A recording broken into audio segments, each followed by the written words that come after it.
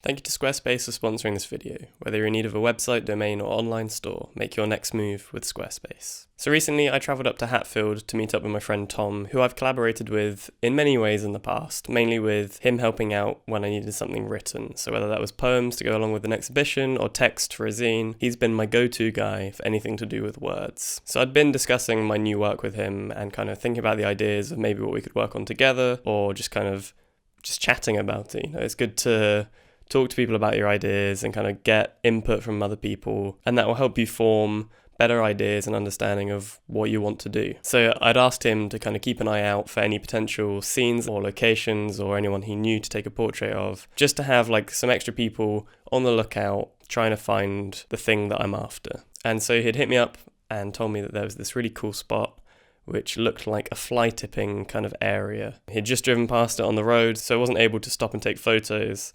So I wasn't really sure what it was going to be, and I wanted to take a portrait of him anyway, so I decided to drive up with the idea of going to shoot this fly tipping spot and a portrait of him, all on my 8x10 camera.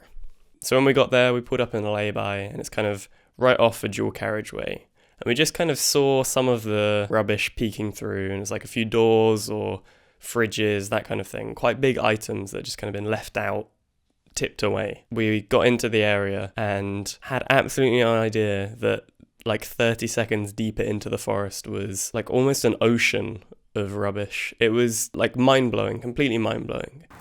Unbelievable! It was so much stuff and such a variety of stuff. It was almost too much to take in. Like I just walked around for the first 10 minutes kind of doing circles, experiencing what all this stuff was, just kind of getting a closer look.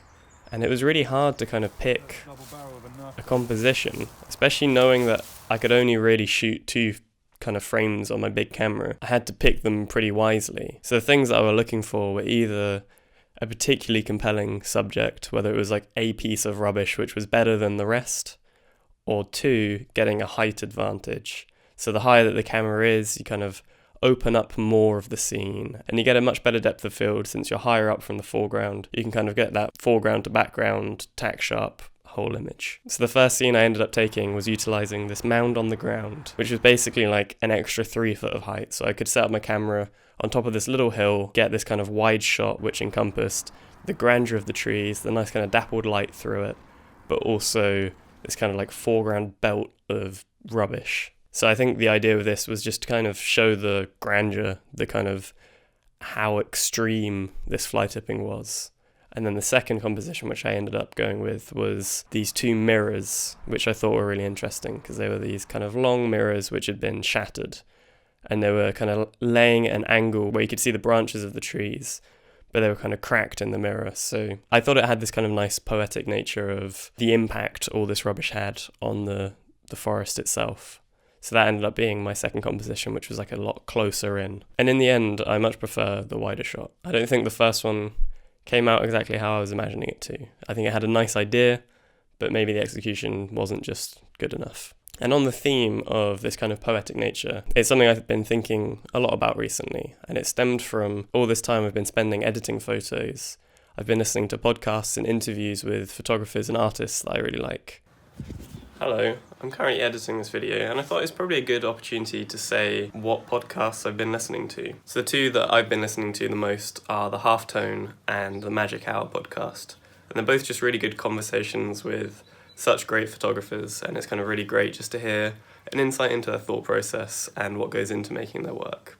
It's kind of a great way to kind of zone out, just to have this kind of like ambience in the background where you kind of take in the occasional thing. And there's this really great passage in an interview with Wolfgang Tillmans which really stuck with me. It's kind of like made me rethink a lot about the whole project which I'm working on. This is kind of a paraphrase, but he said something along the lines of, lots of people seek art as a means of expressing themselves, but very few use it as a platform to inform others.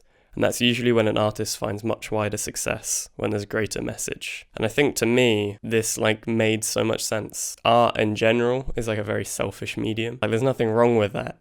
And I think everyone should use it as a form of expression.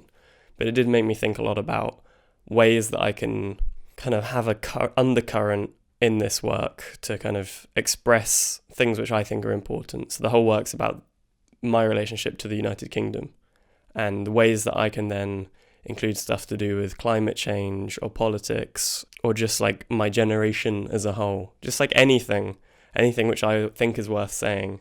And I think that this kind of idea of the fly tip is like a great way of starting that kind of, hey, we shouldn't be leaving all this rubbish in a forest, thinking about this going forward. And I just thought it was something that was worth sharing because I don't know, it left an impact on me. Maybe you'll be interested in it too. I also then took the portrait of Thom, which I was planning on, and I ended up taking this in his house through the kind of back doors. So it was shooting through the glass. And I liked how this kind of gave the separation of a black kind of background. I was using the sky to kind of obscure his face slightly, and in the scan it's kind of come out as if he's almost a cyclops.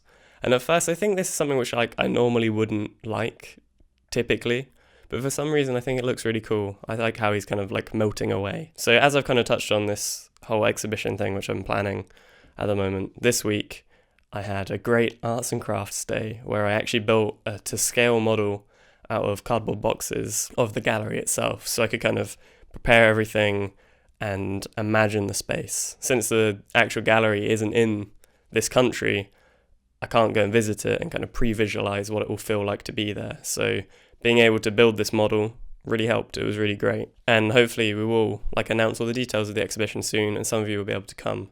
For now, it will remain an unknown, but it's in the summer. Also, this week I put up a casting call for some portraits which will be involved in this kind of project. And there's absolutely no limitation other than living in the United Kingdom. So I just require this information which is on screen. And if you want to potentially have your portrait taken for it on my 8x10 camera, please get in touch. I'm hopefully going to be doing a bit of a road trip around and photographing some of the people and some of the areas. And so for photo conversation this week, I have chosen, I don't know how you pronounce this, Mirjptel. Mirjptel.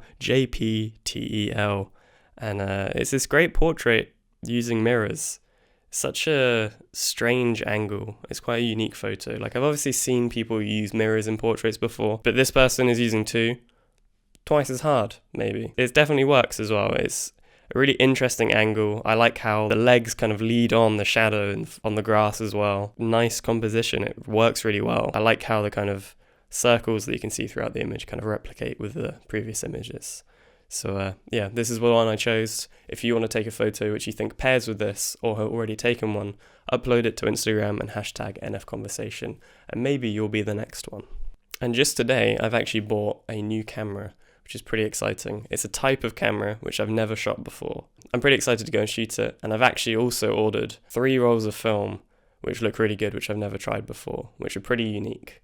So there's loads of fun stuff to test out coming soon, which hopefully should be the next few videos. So finally, I'd like to thank Squarespace again for sponsoring this video. If you need to build a website for your photography portfolio or for anything else, whether it's a blog, a shop, or you just need to buy a domain, you can do all of this on Squarespace. It's a really great all-in-one platform to build a professional looking website, and you definitely don't need any prior experience. And what's best is you can also get 10% off using the code negativefeedback.